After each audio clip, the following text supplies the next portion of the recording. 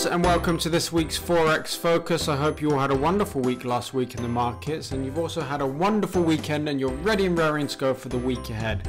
I'd like to thank everybody for their amazing comments, both via email and also obviously on the YouTube channel about me coming back with the Forex Focus. It's really appreciated. I'm glad that you all like it and things like that.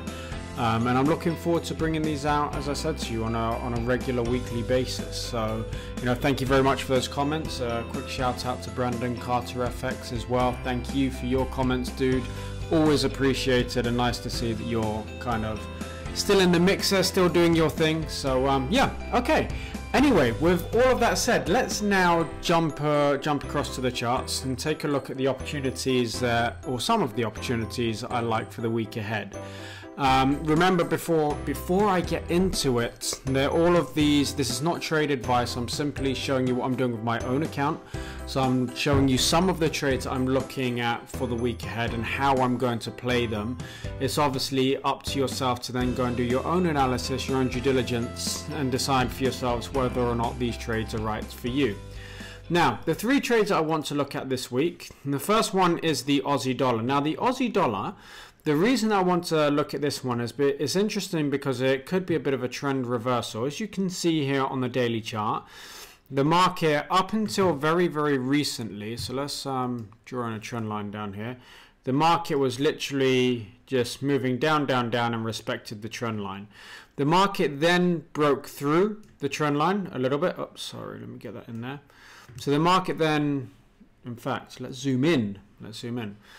So we can see that we've got a downwards trend here. The market was respecting this trend line. It then broke through it a little bit, went to give it a bit of a break up, but then sold off, broke down again, broke through it, and then look at what the market did. It came back. Once it broke the level, it came back to this level. Okay, so it's not just horizontal lines of support and resistance. It can kind of have the previous support becomes resistance or previous resistance becomes support. Type effect. It can also happen on the trend lines there. Now, we didn't take this initial trade here because I was actually still, at this point in time, I was actually still looking for a sell trade. I was thinking, perhaps we can get a sell from here, which we did. It didn't follow through as much as I would have liked, but c'est la vie, that's life. Now I'm looking at this and I'm thinking, with all of this momentum here, particularly with the way the market sold off all the way down to 0.6750, and that was bought all the way back up, literally within a day, we're looking at 675, so about 500 pips or so. It was bought all the way back. The market sold off, and this previous sell-off didn't manage. Now, I wasn't expecting it to get as low as a spike low there, but if the downtrend was going to continue, well, I would at least expect it to come down and test these lows down here at the 0.7022. It didn't do that. Okay, it's broken back out above, and now we've broken above previous levels of support, which and previous levels of resistance as well. And what I'm thinking, if we now drill down to a shorter term time frame, perhaps the 1 hour, I'm thinking if we could get some sort of, and you can see that I've drawn this in here because I've already sent out a video to my inner circle group here. And what I was explaining to them is that I would like a bit of a pullback. Okay, so I would like the market to literally sort of not trend backwards, but pull back nicely. Give us a nice harmonic pullback. I don't want to see just, a quick sell-off like that down there. That's not going to be right for me. I don't like that. I want to see a bit more price acceptance. So come sort of the middle of the week, then get a breakout above this trend line. And that for me is going to represent an excellent opportunity to get involved in the long Aussie dollar trade. And as I said, we obviously take our entry based on the 1 hour charts, but I think that the daily chart really is giving us all of the context and is giving us the big picture around why we're doing it. So I think that we're getting in on a bit of a trend reversal here, and it could be a very nice trade. So that's the first one I'm looking at. Then we've got the CAD franc. Now this one is just a pure momentum trade. You see the way that the CAD franc here has just been rallying for a long time. I think it's due a bit of a pullback now. Okay, so I'm probably going to wait for the 4 hour chart.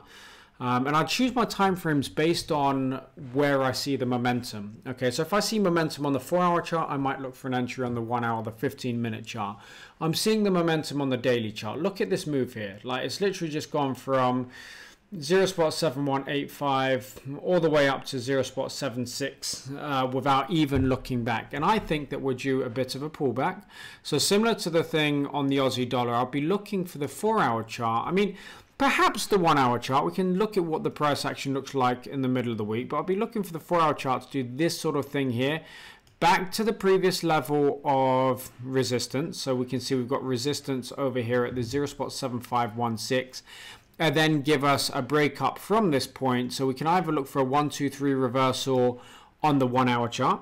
Okay, so even though we're looking for the pattern on the 4-hour chart, we can take our entry off the 1-hour chart, or we can literally just look for a trend line break there. But either way, there's a great deal of momentum in this particular pair, and I can't see that that momentum is just going to be given up. I believe that we will have some price acceptance. We will see the market take a little bit of profit. It's natural after a move like this that the markets are going to want to book some of their profits. But the thing that you need to think about is that once they booked their profits, their most recent experience in this pair is making money from buying it, right?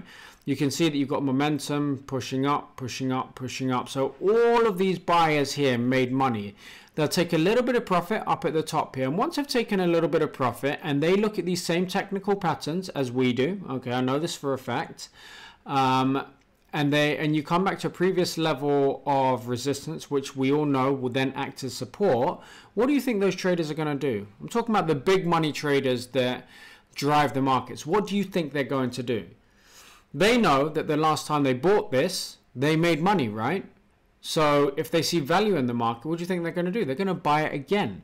And that's why I say I don't think we're just going to see a complete reversal of this move here. It's very, very rare. You know, it's not unheard of, but it's rare that you're going to see a massive momentum move to the downside, a massive momentum move to the upside, and a massive momentum move to the downside again. It's not going to go like that. There are going to be swings in the market. It's just the recent sort of history from November up until now, we did see one big swing one way and then one big swing the other way. But I think this is going to be different, and we will see the pullback there. As I said, look at it on the 4-hour basis. We'll see the pullback, and that will be a great opportunity to buy into this particular trend here. Okay, and a lot of trading, as I've tried to explain to you all before, obviously a while ago when I was delivering these on a regular basis, but a lot of trading is about building up the picture. Okay, it's building up context and really understanding what's driven the markets and what is the most likely next move to occur.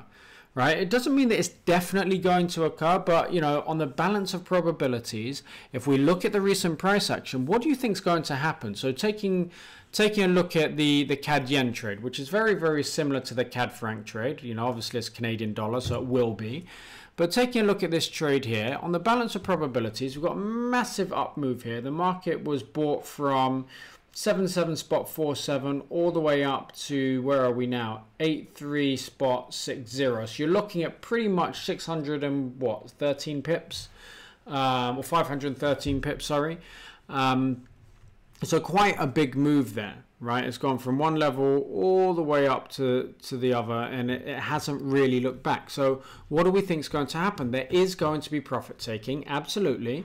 It's going to come back to a previous level of support or previous level of resistance, all right? We know that much is going to happen for a fact. Well, not for a fact, but we anticipate that's going to happen. And on the balance of probabilities, when the market gets back to this level, what do you think is going to happen? Who is the dominant force in the market? Look at the daily chart. Who's the dominant force? The buyers, right? The buyers are the dominant force. So if we get an orderly pullback is important. We don't want to see the sellers take control. If the sellers take control here and they just sell it down like that, you know, that doesn't tell us that the buyers are in control. What we want to see is a price acceptance pullback rather than the sellers getting in, taking control of the market and pushing the market down. Does that make sense? So we want to see a bit of price acceptance. So that's a nice orderly pullback. And when it gets back to this level, then look to take a trend line break or a 1, 2, 3 reversal from that level. Okay. When that's going to occur, I would say, you know, probably Tuesday or Wednesday of this week, based on looking at the time on the chart and what we would need in order to have an orderly pullback. So yeah, that's what I'm looking at. But anyway, I hope that makes sense to you all. I hope that you learn a little bit from this. Again, thank you everybody for your comments. Please give the video a thumbs up, share it, all of that kind of good stuff. Like it, obviously. And I'll catch you on next week's Forex Focus. So take care now and have a fantastic week in the markets.